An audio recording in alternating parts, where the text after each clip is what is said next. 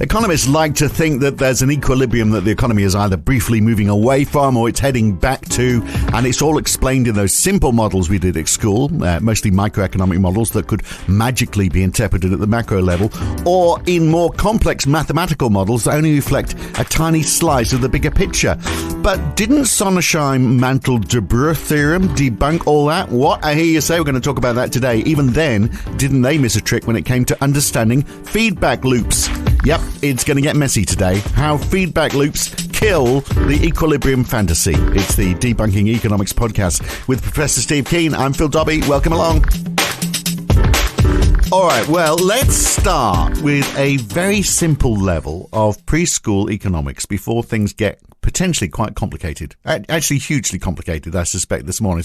But we're going to stay with it. So, in the very simple world where life would be a lot easier if it existed, the prices for things would iron themselves out based on supply. Are you with me, children? If too much is produced, there's a glut, the price goes down. If there's not enough, then prices go up until we arrive at this magical equilibrium where there's just the right amount for the price people are prepared to pay. That's a great theory, isn't it?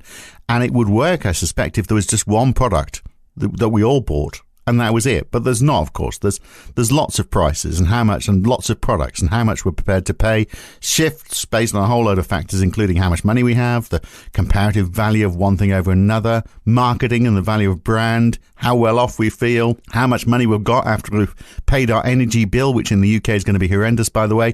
So if there is such a thing as equilibrium, it's going to be a lot more complicated than that simple explanation of just one product meeting demand. So today, we're going to make it much more complicated and look at, even the name is complicated. We're going to look at the Sonnenschein, Mantel, Debreu theorem, which tests the theory of equilibrium. Mario, Steve, we've got a listener who wrote to us called Mario and said, I know in principle what it's about, but the story around it seems to be interesting as well. I thought the Wikipedia page, including the discussion, is very interesting in that it tries to avoid discussing the consequences. So I don't know if there's enough for one episode, but I'm certainly very interested to learn more about it. So look, I mean, there's certainly plenty for one episode. We've spent 40 minutes on less, haven't we? But I mean, that idea of equilibrium that I described is sort of like the layman's idea, isn't it? It's all just supply and demand. So how does that relate to the Sonnenschein, Mantel, Debreu theory? You've got 20 minutes to explain it. Okay, so 20 minutes. Let's see how I go. Well, the starting point of this is the way that neoclassical economics evolved was a response to Marx turning the classical theory of economics from a supporter of capitalism against feudalism to an opponent of capitalism in favor of socialism. Back when, after Marx published Das Kapital in 1867, and almost at the same time, around the 1870s, you had what was an underground theory, which was based on the idea of utility maximizing behavior, suddenly became, and I really should study how this actually happened, suddenly became dominant in the academia throughout Europe.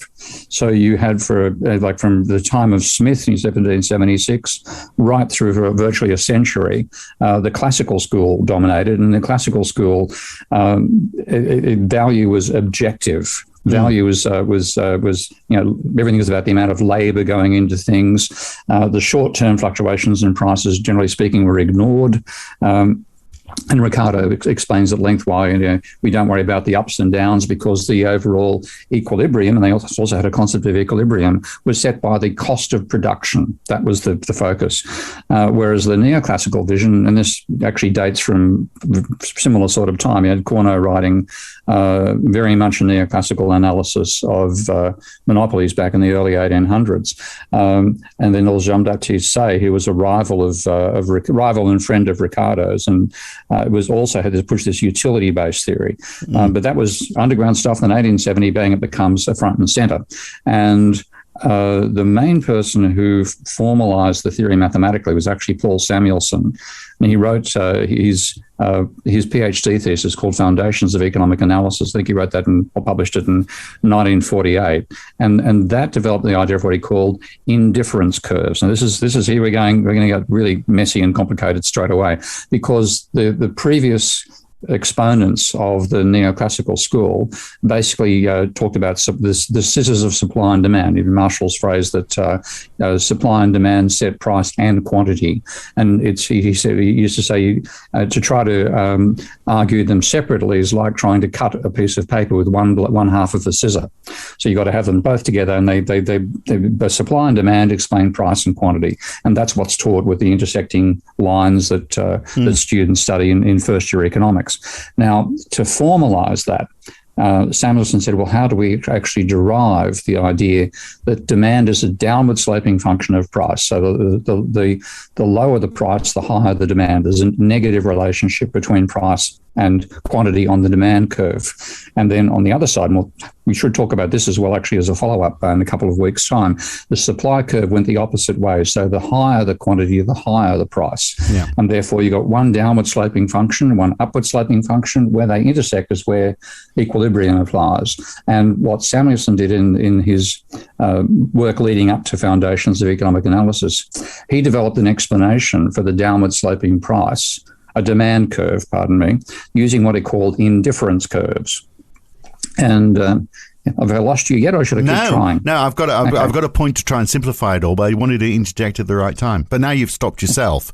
Just this idea of utility being sort of set appeals to me as a marketer, because that's what marketers spend their life trying to do. We try and add value to a product, which is irrelevant. You know, the cost, obviously we've got to try and make a profit out of it.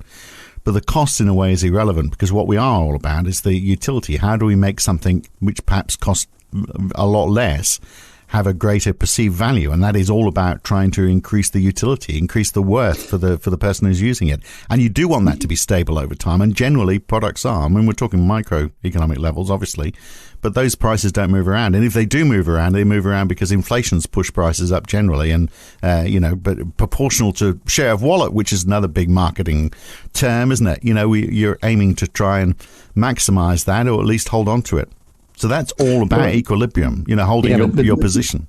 Well, yeah, but no, that's actually about disequilibrium, and that's actually much more Schumpeterian in thinking than it is neoclassical. Because what you're trying to say is, here's my product. Let's call it. It wasn't Optus you work with. Was it Optus you work with back in Australia? Aussiemail. And Telstra. In fact, Optus is the only company that turned me down. Yeah. You could have had me. Yeah. Yeah. Not anymore.